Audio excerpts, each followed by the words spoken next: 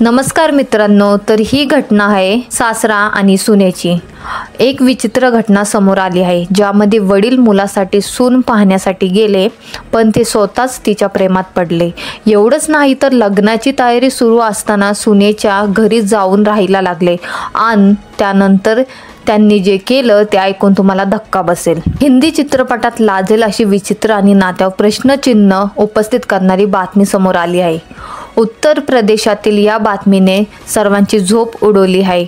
उत्तर प्रदेशातील रामपूरमधील राहणाऱ्या एका वडिलाने मुलासाठी मुलगी पाहण्याचं ठरवलं।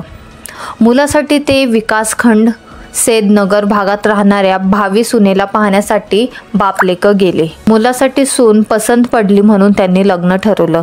आता लग्न ठरलं म्हटल्यावर नवरा मुलगा नवरी मुलीला भेटायला जायला पाहिजे ना, पण इथे चित्र उलटच होतं। सासरा मुलाच्या होणाऱ्या सासूरवाडीला वरच्या वर जाऊ लागला। मुलाच्या घरी सर्वांना ही बाब खटकत होती।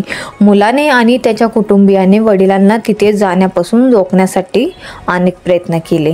हा सगळा प्रकार 2 वर्षे सुरू होता। एवढंच नाही तर रोखल्यानंतरही सासरा मुलाच्या सासरवाडीला अनेक दिवस राहायला गेला। ज्येष्ठ व्यक्ती, त्यात आपल्या मुलीचा होणारा सासरा म्हणून होणाऱ्या सुनेच्या घरच्यांनी त्याला विरोध दर्शविला नाही। पण 1 महिन्यापूर्वी मुलाने वडिलांना जबरदस्ती आपल्या घरी आणलं आणि घरात कोंडून ठेवलं। वडिलांनी परत होणाऱ्या सुनेच्या घरी जाऊ नयेत म्हणून आईला पहाऱ्यावर बसवलं खरं, पण तरी देखील ते पळून गेले। घरातून पळ गाठल्यावर त्या म्हाताऱ्याने होणाऱ्या सुनेचे घर पुन्हा गाठलं। अशा परिस्थितीत मुलाने परिस्थिती सांभाळून घेण्यासाठी घरात भांडण झाल्यामुळे वडील तुमच्याकडे आलेत असं सासरवाडीत सांगितलं। त्यामुळे तेही काही न बोलता त्यांना राहण्यास त्यांनी आक्षेप घेतला नाही।